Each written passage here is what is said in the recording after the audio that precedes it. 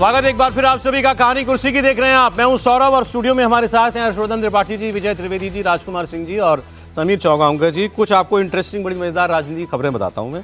अखिलेश यादव और कांग्रेस पार्टी के बीच में अलायंस देर सवेर होगा, ज्यादातर लोगों को इसमें कोई शक नहीं है, लेकिन उसके लिए जो दबाव बनाया जा रहा है एक दूसरे के ऊपर, उसमें कल आपने देखा था कि इलेक्शन को लेकर के, गठबंधन करने को लेकर के कांग्रेस पार्टी की तरफ से इमरान मसूद ने कल बहुत सारे स्टेटमेंट दिए थे। अब इसको लेकर के उनके और समाजवादी पार्टी में तकरार शुरू हो गई। दोनों पार्टियों के नेता एक दूसरे पर ऐसे ऐसे हमले कर रहे हैं जो आमतौर पर रखे जाते हैं बचा के बीजेपी के लिए। कांग्रेस के सांसद हैं सहारनपुर से इमरान मसूद। इन्होंने गठबंधन को लेकर समाजवादी पार्टी पर यह कहा था कि चुनाव की तैयारी करने की बजाय सिर्फ सपने देख रहे हैं अखिलेश यादव, सीट शेयरिंग की बात कर रहे हैं बस, लेकिन हवा में बात कर रहे हैं। गठबंधन बैठो बात करो, तब जाकर के बात बनेगी। फिर ये भी कहा 2024 में जो लोकसभा चुनाव में समाजवादी पार्टी को बंपर सीटें मिली, कांग्रेस की वजह से मिली थी, राहुल गांधी की वजह से मिली थी, ना सोचेंगे अखिलेश यादव की वजह से मिली थी। तो अब मौका, बारी थी समाजवादी पार्टी की रिटर्न विद इंटरेस्ट करने की। अब वाकई सूद समेत किया है। सहारनपुर के पूर्व सांसद और समाजवादी पार्टी के नेता फजलुर रहमान ने इमरान मसूद को एहसान फरामोश कहा। फजलुर रहमान ने कहा कि सहारनपुर से ये जीते तब जीते जब समाजवादी पार्टी ने साथ दिया, नहीं तो सांसद भी नहीं थे, अपने दम पर कभी चुनाव नहीं जीते सहारनपुर से। और फिर कहा कि चलो इनकी बात छोड़ दो, रायबरेली और अमेठी जीत सकती है क्या कांग्रेस अपने बूते पर? हम साथ ना दें तो रायबरेली और अमेठी ये ना जीतें, अगर हम कैंडिडेट वहां से अपना ना हटाएं। साहब ये बात सच है कि जब भी पिछले काफी वक्त से जब इलेक्शन हुआ है अमेठी में और रायबरेली में, समाजवादी पार्टी ने कैंडिडेट नहीं दिया है। तो वो वही कह रहे हैं कि हम कैंडिडेट दें तो तुम जीत नहीं पाओगे। लेकिन ये बड़ी चुभने वाली बात है कि आप सीधे पहुंच गए रायबरेली अमेठी पर। अगर सोचिए कोई अखिलेश यादव से करहल की बात करे, कन्नौज की बात करे, तो उनको कैसा लगेगा? ऐसा ही बयान दिया उनके आदमी ने। ये हमारे मौजूदा सांसद सहारनपुर की गलत बयानी है, एहसान फरामोशी है, और मुझे लगता है कि उनको मंशा सिर्फ और सिर्फ भारतीय जनता पार्टी को फायदा पहुंचाने का है। हो सकता है उनकी कोई नस, कोई रग, कोई ऐसी बात भाजपा के हाथ में है जिससे वो डर रहे हैं और भाजपा की मदद करना चाहते हैं। जहां तक राहुल गांधी और प्रियंका गांधी की बात है, उनका सब एहतराम करते हैं, वो हमारे लिए माननीय है, लेकिन बिना समाजवादी पार्टी के ना तो राहुल गांधी अमेठी से जीत सकते हैं और ना ही प्रियंका गांधी उत्तर प्रदेश में किसी भी लोकसभा से जीत सकती है। अब देखिए कि सांसद हैं राजीव राय। राजीव राय जी कहां से सांसद हैं सर? घोसी से। उन्होंने लिखा, माननीय राहुल गांधी जी, कृपया अपनी टीम के आत्मघाती दस्ते से सतर्क रहिए। इनको यूपी चुनाव से पहले लगता है भाजपा से सुपारी मिल गई है। यूपी के लोगों की उम्मीदें हमसे हैं, इंडिया गठबंधन जरूरी है, कोई व्यक्ति विशेष जरूरी नहीं। वो कह रहे हैं आत्मघाती दस्ता हो गए हैं कांग्रेस पार्टी के नेता। इनके एक सांसद हैं, एक और, उनका नाम है रमाशंकर राजभर। उन्होंने कहा कि कुछ भी कर ले कांग्रेस पार्टी, एक बात तय है, उसको पलट नहीं सकती। उत्तर प्रदेश में कांग्रेस पार्टी छोटा भाई ही रहेगी, इससे ज्यादा बड़े ख्वाब ना पालें।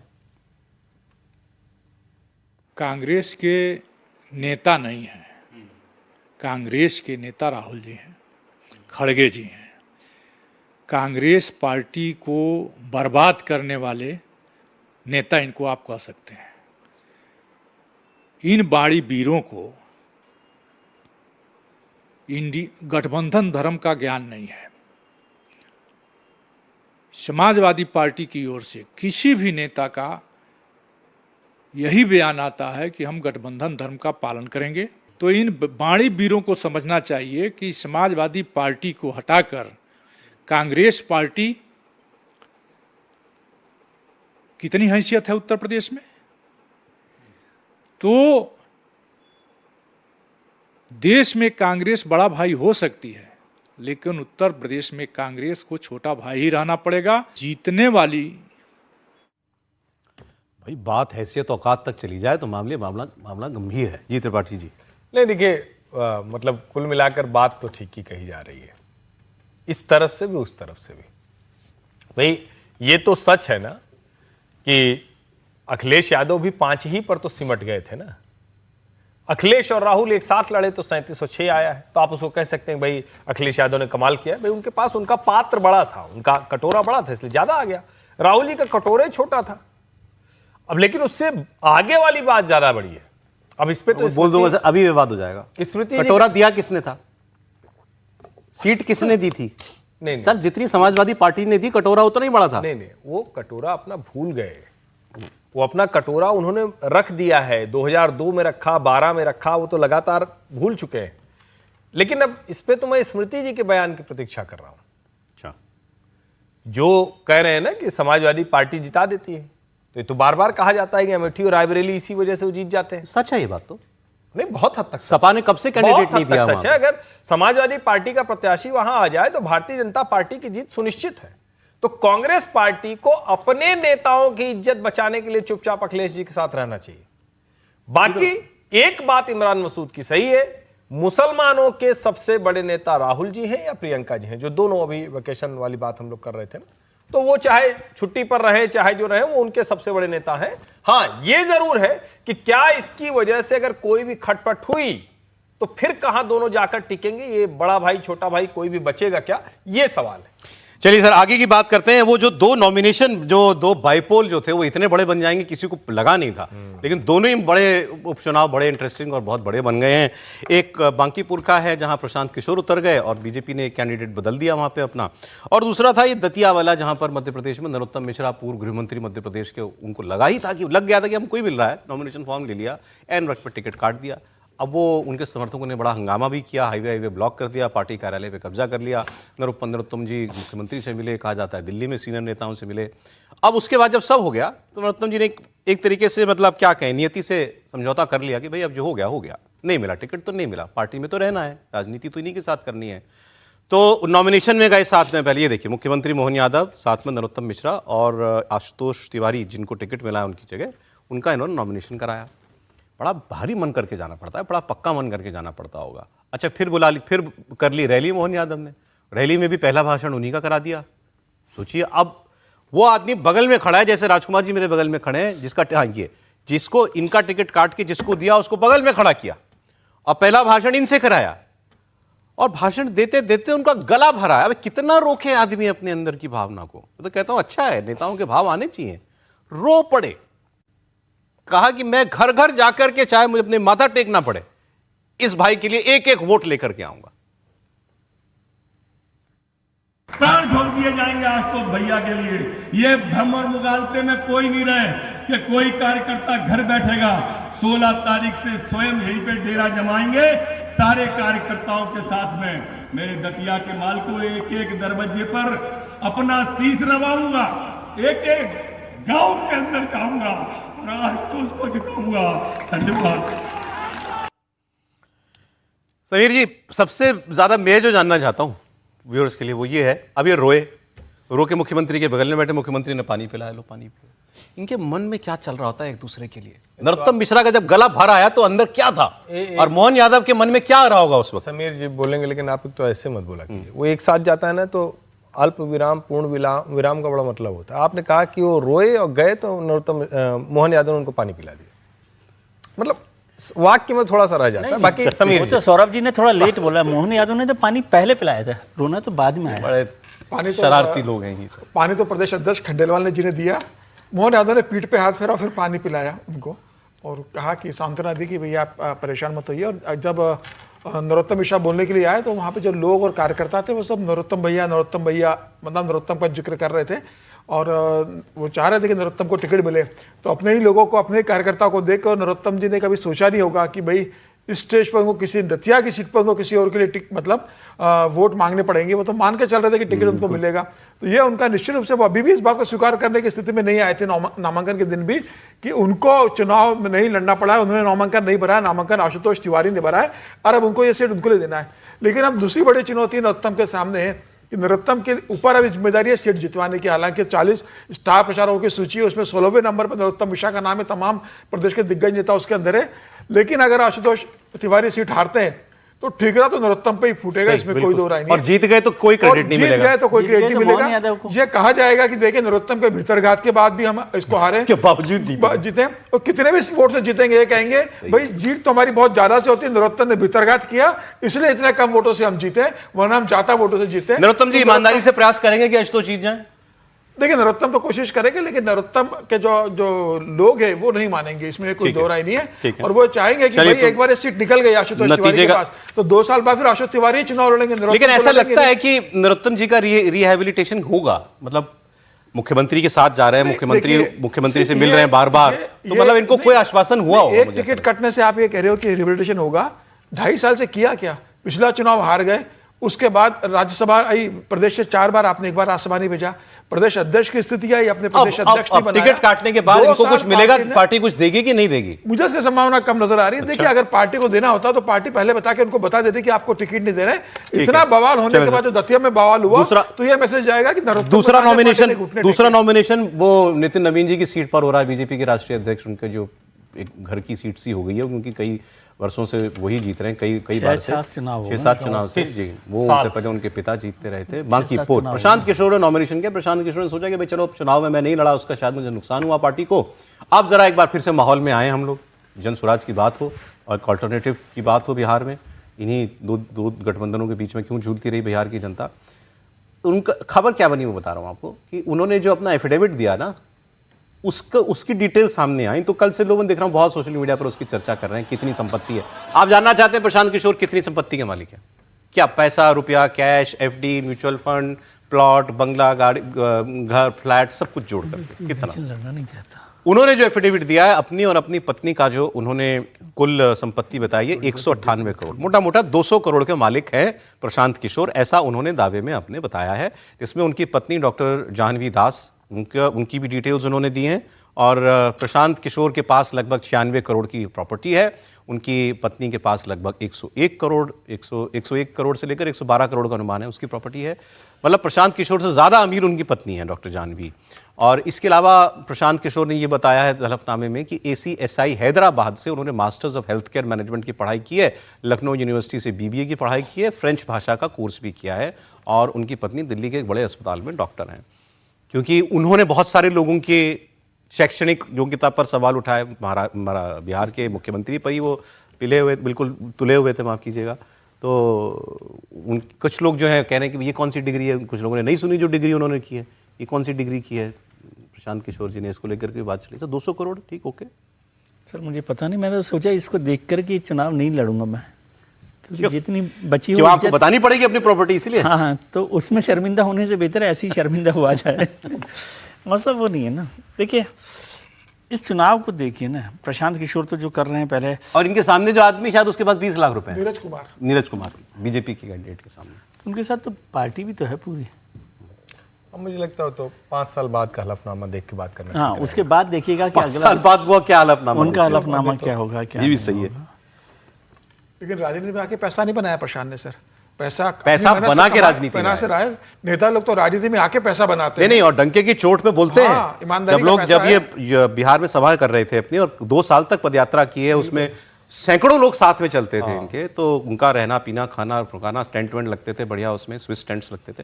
तो उन्होंने कहा कि भाई मैंने इतने लोगों को मुख्यमंत्री बनाया है, उनसे वापस ले रहा हूं मैं, तो बोल के कहते थे कि हाँ मैं पैसा खर्च कर रहा हूँ।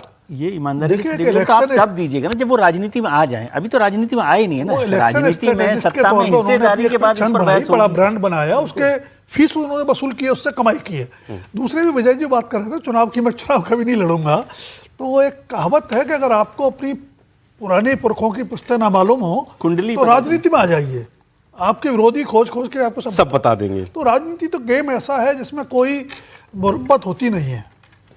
और नरोत्तम मिश्रा के बारे में एक बात जरूर करूंगा, जो आपने दिखाई क्लिप, कि उनकी मनस्थिति और परिस्थिति देखिए कि जो कार्यकर्ता 2 दिन तक उनके लिए बवाल कर रहे थे हाईवे पर, अब उनके घर जाकर के उनसे कहेंगे कि आप आशुतोष भैया के लिए मेहनत करिए। कहेंगे कि नहीं कहेंगे, ये भी सवाल है सर।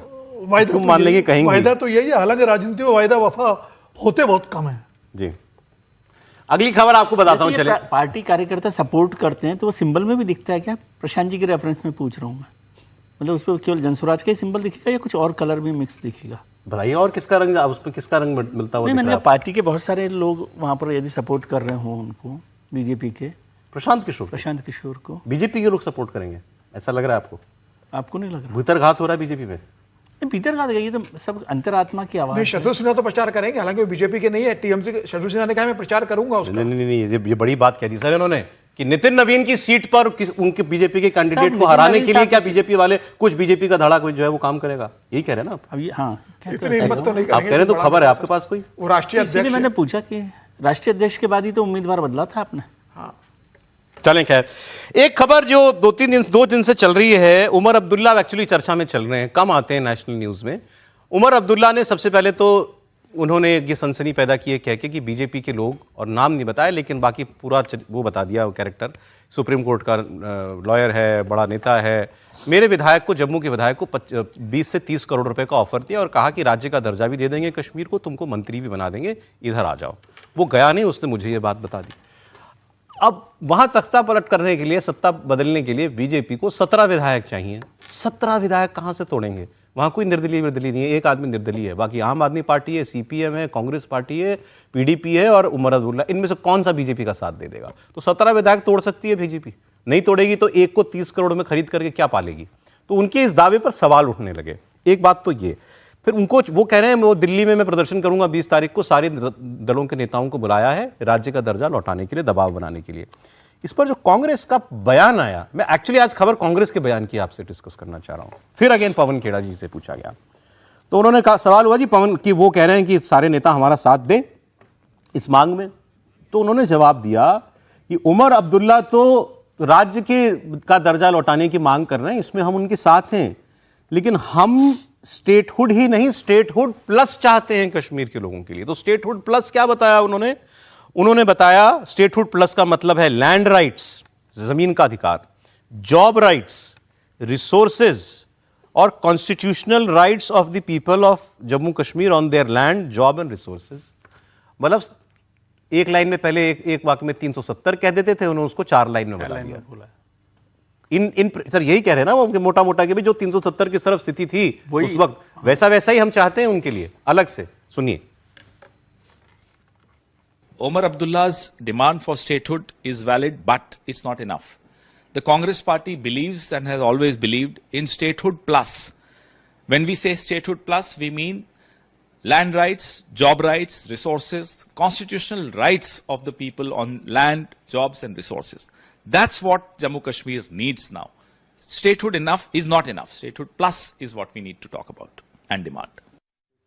स्टेटहुड प्लस राज्य का दर्जा भी काफी नहीं है कश्मीर के लिए, उससे ज्यादा होता है। उन्होंने land rights, job rights, resources पर राइट, सब कुछ। क्या है इसका मतलब? नहीं, देखिए, एक तो ये कि ये जिस तरफ लेके जा रहे हैं कि स्टेटहुड पर भी सोचना पड़ जाएगा केंद्र सरकार को।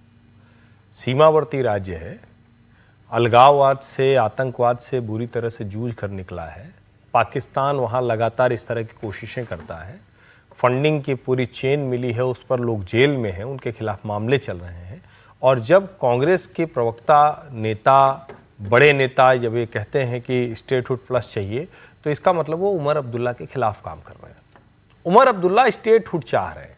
जब लैंड राइट और पुलिस राइट्स की बात कर रहे हैं तो वो भी कहीं न कहीं जाकर उसमें राइडर लगे, क्योंकि हमारा वो एक ऐसा क्षेत्र है जिसका पूरा हिस्सा अभी हमें नहीं मिला है। तो सेंट्रल गवर्नमेंट की वहां हिस्सेदारी, उनकी भूमिका तो रहेगी ही रहेगी, वहां सेंट्रल फोर्सेज रहेंगी ही रहेंगी, क्योंकि बॉर्डर स्टेट है। ऐसे में जब कांग्रेस का बयान आता है तो मुझे तो लगता है कि उमर अब्दुल्ला के खिलाफ काम कर रहे हैं। अच्छा, ठीक है। कल कोलकाता में 2 खबरें आपको जल्दी से बताता हूं, ममता बनर्जी से जुड़ी हुई खबरें हैं दोनों, एक सेंस में। एक खबर तो यह कि कोलकाता के एयरपोर्ट के अंदर उसके प्रेमाइसेस में बनी हुई एक पुरानी मस्जिद, 136 साल पुरानी मस्जिद को लेकर के अब यह फैसला हुआ है कि यहां पे लोग नमाज पढ़ते हैं, यहाँ के बाहर से भी लोग आते हैं। तो पहला फैसला तो यह कि बाहर का कोई आदमी यहां नहीं आएगा। यहां रनवे का रीडेवलपमेंट किया जाना है और मुख्यमंत्री की तरफ से इन प्रिंसिपल ये बात मुझे लग रहा है आ चुकी है कि भाई इस मस्जिद को शिफ्ट किया जाएगा, शिफ्ट किया जाएगा इसको यहाँ से। उसका पहला कदम यह है कि यहाँ पर बाहर के लोग आकर के नमाज ना पढ़ें। तो इस पर कंट्रोवर्सी हुई, तो मैं बयान देख रहा था, तो कांग्रेस पार्टी की तरफ से अधीर रंजन चौधरी ने कहा कि भाई ठीक है, कर लेंगे काम, अगर ये इंफ्रास्ट्रक्चर के लिए ज़रूरी है, लेकिन मुस्लिम समाज को भरोसे में लेकर के करें। फिर ऐसा ही बयान आया, सौगत रॉय टीएमसी के सांसद हैं, अभी ममता जी के साथ हैं, उनका आया, करें लेकिन मुस्लिम समाज को भरोसे में लेकर के, कैसे भरोसे में लिया जाएगा अगर इस मस्जिद को, एक तो एयरपोर्ट के अंदर मस्जिद बनी हो 150 साल से लगभग, इसको आप पूछिए। दिलीप घोष जो सरकार में मंत्री, उन्होंने साफ साफ बात की कि ये मामला जो है डेवलपमेंट से जुड़ा हुआ है, इसमें अगर कोई कदम उठाना पड़ेगा तो उठाएगी सरकार। दिलीप घोष का बयान सुना दीजिए। वहाँ क्या मस्जिद होना चाहिए? कहीं है? जो था गलत था, उसको निकाला जा रहा है। जो वहाँ जाते तो उन्होंने भी मान लिया है, उन्होंने नमाज पढ़ना बंद कर दिया है, उसको रिमूव करके और रनवे का एक्सटेंशन होगा, क्योंकि कलकत्ता एयरपोर्ट में काफी प्रेशर है, अभी काफी इंडस्ट्रियलिस्ट आ रहे हैं। दूसरा एयरपोर्ट जब तक नहीं होता है, प्रेशर लेने का लायक इसको बनाया जाएगा। सर, सरकारों ने मंदिर मस्जिद सब हटाए हैं, जस्ट अगर सड़क भी निकालनी होती है कहीं पर, तो यहां तो एयरपोर्ट के अंदर मस्जिद बनी है, अभी भी ये दबाव है सरकार के ऊपर कि बातचीत करके हल निकालो। नहीं, मुझे तो आश्चर्य ये हो रहा है कि एयरपोर्ट पर मस्जिद थी और फिर बाहरी लोगों का आवागमन अनुमति कैसी थी? वो तो सिक्योरिटी के हिसाब से नहीं होना चाहिए था आपको। जो नॉर्मल प्रोटोकॉल है एयरपोर्ट में आने जाने का, उसके हिसाब से भी आप अलाउ नहीं करते हैं लोगों को। दूसरा, इसमें किसी समाज को या किसी व्यक्ति को या किसी दल को विश्वास में लेने का सवाल नहीं है। पहली चीज है सेफ्टी, दूसरी चीज है रीडेवलपमेंट ऑफ एयरपोर्ट। बिल्कुल, तो दोनों ऐसे हैं जिसमें सरकार को सीधे एक्ट करना चाहिए, कोई और कंसिडरेशन होना ही नहीं चाहिए। ठीक, एक बस जाते जाते खबर आपको बता रहा हूं कि बड़ी मजेदार खबर है। अभी टीएमसी के मामले चल रहे हैं कि टीएमसी किसकी, दोनों गुटों के बीच में। ईडी ने बैंक अकाउंट फ्रीज किए हुए हैं तृणमूल कांग्रेस के, तो ममता गुट जो है वो हाईकोर्ट में गया चुनौती देने के लिए कि ईडी हमारे अकाउंट खोले। ईडी का जवाब क्या है सर? उन्होंने कहा हु यू, आप कौन है? पहले आप बताइए आप कौन हैं। ये टीएमसी के लोगों से पूछा, किस हैसियत में आपने जो ये मुकदमा दायर किया जिसमें हमको बुलाया है, आदेश दिखाओ, तुम्हारी पार्टी ने लेटर हेड पर मुझे लिखा दिखाओ कि इस मामले को तुम उठाओगे ईडी के खिलाफ। क्योंकि वो कह रहे हैं कौन सी टीएमसी है कोई, ये तो हमको पता चले। फिर उनसे मांगा कॉन्स्टिट्यूशन, अपनी पार्टी का कॉन्स्टिट्यूशन लेकर पहले कोर्ट में आओ, ये ईडी कह रही है। तो बोले अपने आप का पहला मामला होगा कि कंप्लेनेंट से ईडी पूछे तुम हो कौन।